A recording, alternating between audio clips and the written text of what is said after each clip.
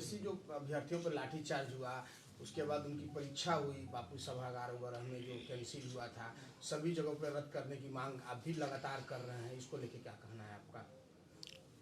अब तो परीक्षा हो गया। इस आंदोलन को कुचलने का प्रयास किया गया, डाइवर्ट किया गया।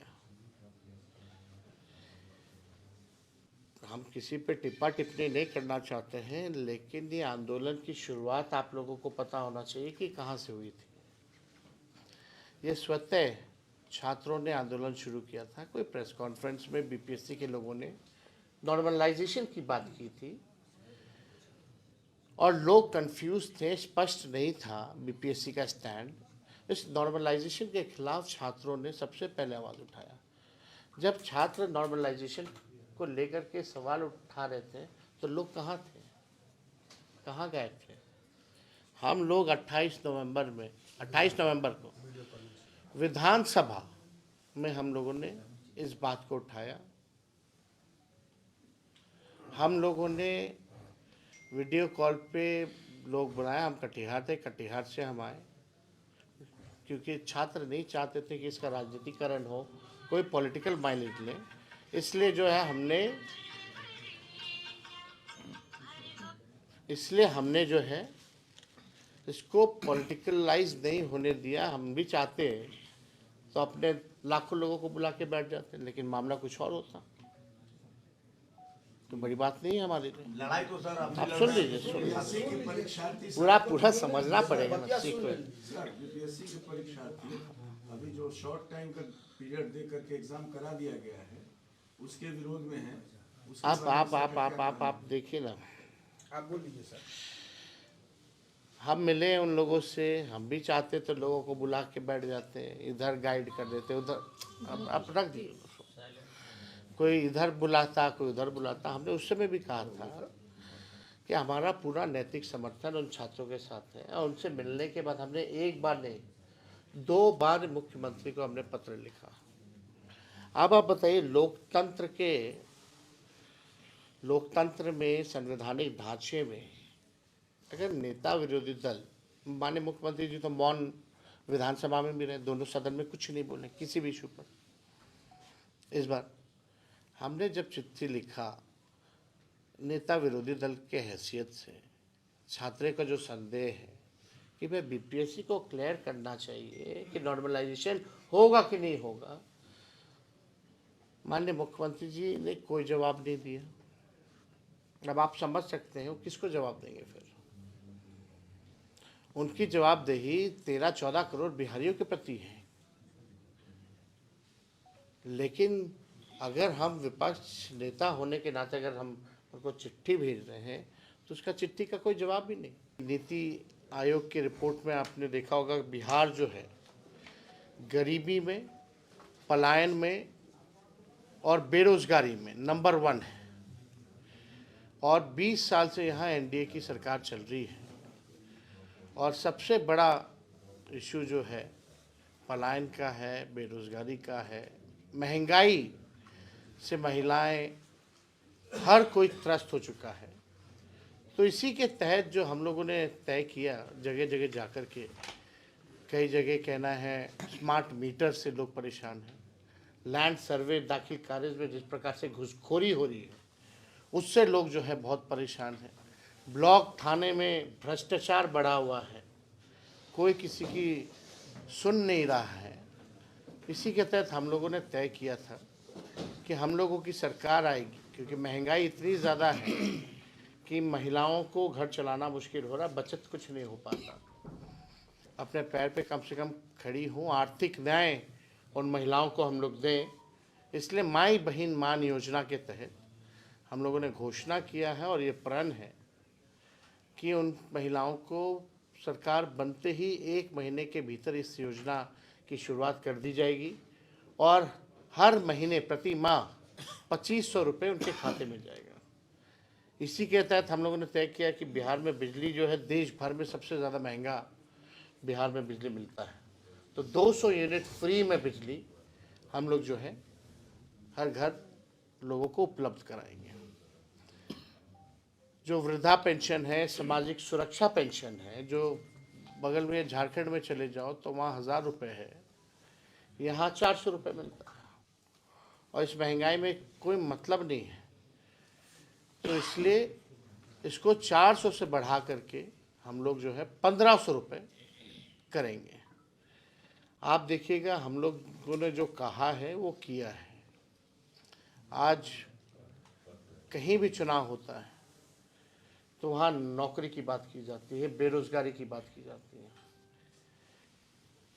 बोला जाता है कि 10 लाख नौकरी दिया जाएगा, 20 लाख दिया जाएगा। कहीं भी प्रदेश में आप चुनाव देख ले तो इसकी शुरुआत बिहार से हुई।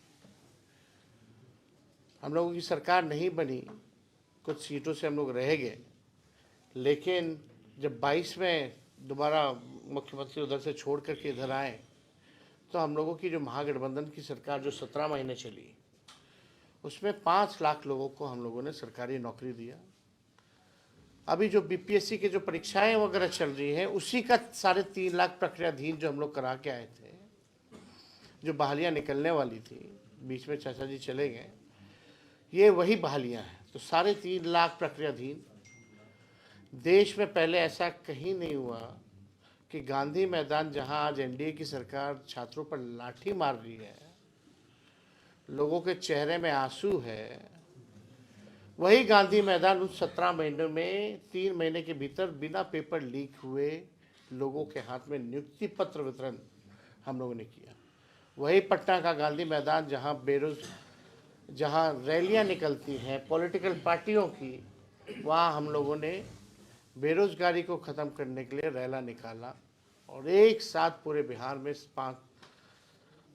लगभग शिक्षक लोगों को लगभग 2 लाख के आसपास हम लोगों ने उस समय बांटने का काम किया, नियुक्ति पत्र। अब उस समय हम लोगों ने आरक्षण की सीमा भी बढ़ाई 65% और 10% EWS का, जो पूरे देश में कहीं नहीं था। जाति आधारित गणना हम लोगों ने कराया। IT policy, sports policy, tourism policy, ये हम लोग लेके आए। 20 साल से सरकार को खबर ही नहीं था कि IT पॉलिसी की भी ज़रूरत है, टूरिज्म पॉलिसी की भी ज़रूरत है, स्पोर्ट्स पॉलिसी की भी ज़रूरत है। जो पढ़ाई किया उसको भी हम लोगों ने नौकरी दिया 17 महीने में, और जो खेला कूदा, जो बिहार के लिए, देश के लिए जो मेडल लाया, उसको भी स्पोर्ट्स नीति के तहत हम लोगों ने DSP तक हम लोगों ने उन 73 खिलाड़ियों को, जिन लोगों ने मेडल लाया था, उनको नौकरी देने का काम किया। ये प्रावधान है।